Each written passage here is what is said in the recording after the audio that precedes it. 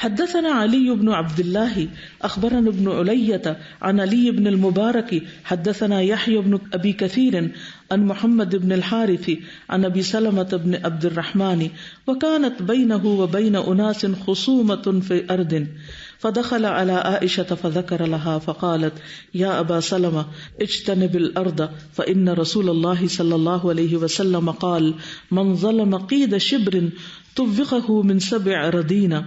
حدیث کی مناسبت یہی 7 اراضین ہے، لیکن اس میں دوسرے مسائل بھی ہمیں پتہ چل رہے ہیں. کہتے کہ علی بن عبداللہ بن مبارک نے ہمیں بیان کیا، استاد امام بخاری کے، انہیں ابن علیہ نے، انہیں علی بن المبارک نے، انہیں یحییٰ ابن ابی کثیر نے، انہیں محمد بن حارث نے، انہیں ابی سلمہ نے بیان کیا. وکانت بینہ وبین اناس، تھا ان کے درمیان اور کچھ لوگوں کے درمیان. کن کے درمیان؟ ابو سلمہ کے درمیان اور کچھ اور لوگوں کے درمیان جن کا نام ذکر نہیں کیا گیا. کیا تھا؟ خصومتن، ایک جھگڑا، فی اردن، ایک زمین کے بارے میں، یعنی زمین کے بارے میں جھگڑا. ہمارے معاشرے میں کوئی جھگڑے ہوتے ہیں زمین کے بارے میں؟ بہت زیادہ ہوتے ہیں. وہ کہتے ہیں نا 3 چیزیں جھگڑوں کی بنیاد ہیں، زر، زن اور زمین. اور یہ ہر دور میں رہی، دور صحابہ میں بھی رہی. تو یہاں ان کا جھگڑا ہو گیا کسی زمین کے بارے میں. فدخل علی عائشہ، تو وہ یہ جھگڑے کی داستان لے کر حضرت عائشہ کے پاس چلے گئے. فذکر لها، تو ان سے بیان کیا جو بھی معاملہ تھا. فقالت، کہنے لگی، اب دیکھیے کیا نصیحت کر رہی ہیں، یا ابا سلمہ، اے ابو سلمہ. حالانکہ یہ چھوٹی ہیں عمر میں، یاد رکھیے بہت سے صحابہ سے عمر میں بہت کم ہے، لیکن پھر عمر میں کم ہے لیکن عقل میں بہت بڑی ہیں، علم میں بہت بڑی ہیں. تو اصل بڑائی جو ہے یا تقوی کی وجہ سے ہوتی ہے انسان کی، یا پھر اس کے علم اور فضل کی وجہ سے ہوتی. اس لیے ہمیں علم کا حریص ہونا چاہیے، اور دنیا کی دولت اور باقی چیزوں میں آگے بڑھنے کی بجائے سب سے زیادہ علم میں آگے بڑھنے کی فکر ہونی چاہیے. کہنے لگی، یا ابا سلمہ اجتنب الارض، زمین سے بچو، یعنی زمین ناحق لینے سے بچنا، اجتناب کرنا. فإن رسول اللہ صلی اللہ علیہ وسلم، کیونکہ رسول اللہ صلی اللہ علیہ وسلم نے قال، فرمایا، من ظلم، جس نے ظلم سے لیا یا ظلم کیا، قید شبرن، بالشت برابر، طوقہ من 7 اراضین، اسے قیامت کے دن 7 زمینوں کا طوق پہنایا جائے گا. طوق آپ جانتے ہیں کیا ہوتا ہے؟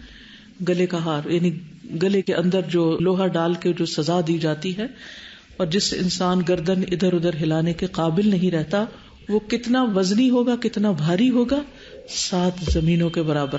صبح جب یہ حدیث پڑھ رہی تھی میں، تو مجھے خیال آیا کہ ایک زمین کا بوجھ کتنا ہے، یہ تو معلوم کیا جائے. کچھ تو سائنسدانوں نے اندازہ کیا ہی ہوگا، اگرچہ کسی نے اس کو تولا نہیں کسی ترازو پر، لیکن اس کے جو اسٹیٹسٹکس ہیں وہ سامنے آتے ہیں کہ ایک زمین کتنی وزنی ہے، اور پھر 7 زمینیں کتنی ہوں گی. اور پھر آپ دیکھیے کہ صرف تھوڑا سا بھی کسی چیز کا وزن ہمارے اوپر آ جاتا ہے. مینا کا واقعہ آپ کے سامنے ہوگا کہ لوگوں کے وزن سے زمین میں دب کے مر گئے. تو قیامت کے دن ایسے شخص کا حال کیا ہوگا کہ جس کے گلے میں 7 زمینیں پڑی ہوئی ہوں گی. اور اس میں آپ دیکھیے کہ جو لوگ یتیموں کی زمین پر، عورتوں کی زمین پر ناحق قبضہ کر لیتے ہیں، یا بعض اوقات کالونیاں بنانے کے لیے، شہر بنانے کے لیے ظلماً لوگوں کی زمینیں ہتھیا لیتے ہیں ان کی مرضی کے خلاف، یعنی کہیں بھی ان کو پوری رقم یا حق نہیں دیا جا رہا ہوتا. تو یہ سارے معاملے کس قدر خطرناک ہیں، اور اس سے کتنا اجتناب کرنے کی ضرورت ہے. اور یہاں تو صرف ایک بالشت، ایک ہاتھ زمین کی بات ہو رہی ہے. کہاں ایکڑوں کے ایکڑ اور میلوں کے میل زمین جو ہے لوگ کسی کی ظلماً ہتھیا لیں تو اس کی سزا کتنی بڑی ہو سکتی ہے. تو اس میں آپ سوچئے کہ اس حدیث کو آپ کو اپنے خاندان والوں کے ساتھ، اپنے عزیزوں کے ساتھ، خصوصاً مرد حضرات کے ساتھ شیئر کرنے کی ضرورت ہے. کیونکہ بعض اوقات باپ فوت ہو جاتا ہے، بڑا بھائی گھر میں رہ رہا ہے، دوسرے بھائی کہیں باہر گئے ہوئے ہیں، اور وہ سارے مکان پہ قبضہ کر لیتا ہے اور کسی کو اس کا حصہ نہیں دیتا. بعض اوقات دکانوں پہ قبضے کر لیتے ہیں، بعض اوقات کسی اور چیز پر. تو کوئی بھی ایسا شخص جو آپ کے علم میں آئے کہ جس نے کسی کی زمین پر ناجائز کچھ بھی قبضہ کیا ہوا ہے، تو اس کو کسی بھی طرح بخاری کی یہ حدیث صرف اتنا حصہ ہی اچھے الفاظ میں لکھ کے ترجمہ کر کے بتا دیں. ہو سکتا ہے اس کے دل میں اتر جائے اور وہ اس ظلم سے باز آ جائے. حدثنا بشر بن محمد قال اخبرنا عبد الله عن موسى بن عقبة عن سالم عن ابيه قال قال النبي صلی اللہ علیہ وسلم، نبی صلی اللہ علیہ وسلم نے فرمایا، من اخذ شيئا من الارض بغیر حقه خسف به يوم القیامة الى 7 اردین. عبداللہ بن عمر رضی اللہ عنہ سے روایت ہے کہ رسول اللہ صلی اللہ علیہ وسلم نے فرمایا، من اخذ شیئا، جس نے لی کوئی بھی چیز، یعنی ذرا سے بھی چیز، من الارض، زمین میں سے. یہاں تو پیچھے بالشت کا ذکر ہے نا، اور اب کس کا ذکر ہے؟ تھوڑی سی چیز بھی، ذرا برابر بھی، بغیر حق ہی، بغیر اس کے حق کے، یعنی ناحق طور پر، ظلمن، خسف به یوم القیامت، وہ دھنسا دیا جائے گا قیامت کے دن، الی 7 اراضین، 7 زمینوں تک، یعنی زمین کے اندر دھنسایا چلا جائے گا.